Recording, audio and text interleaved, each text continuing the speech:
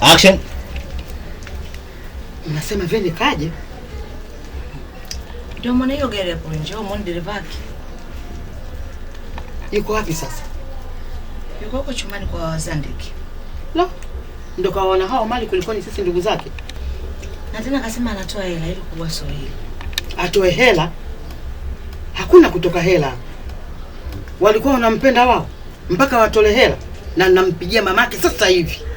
Sasa mamake unampigia wa nini? Aje dada Moshi nimwambie ona mwanao anataka kujitia ufahari kuwasaidia watu. Hiyo hela si ingesaidia kujenga banda, eh? Au angempa kakake Mwina kafungua biashara. Anaenda kuwasaidia watu wajinga hao. Wewe Mwina mnywa pombe.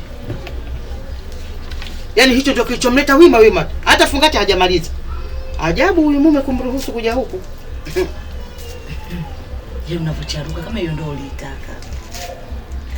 Kwani nilitaka peke yangu? Kila mtu nyumba hii alikuwa haitaki. Hata wewe mwenyewe mimi ulikuwa huitaki vile vile. Unataka kusema nini? Sorry. Nini sasa? Basi ndio tuseme Mungu ametujibu.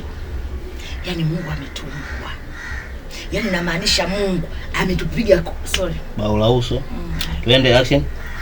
Yaani namaanisha Mungu ametupiga bao la uso. Yaani akapa.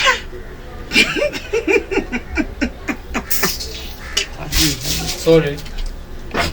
Sorry, sikacheka. Jinsi natoka mimi na ndio sina ilivyo. Sema naomba huyu aiseme na ujaji wote. Basi tuseme Mungu ametumbua. Huyu anacheka. Bubu ndo anacheka hivyo? Bubu kacheka. Mbona kulia na kucheka na kwaje? Wewe eti Bubu anacheka kawaida. Wewe. Anacheka bana. Kulia ataliaje? Tupe sana cheka. Mimi sijui ndo maana nishaona Bubu anacheka hivi.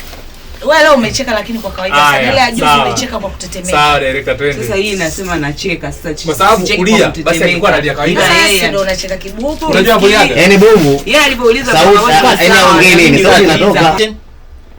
Basi ndio Mungu ametujibu wote. Yaani Mungu ametumbua. Yaani namaanisha ametupiga bao la uso. Yaani akapa.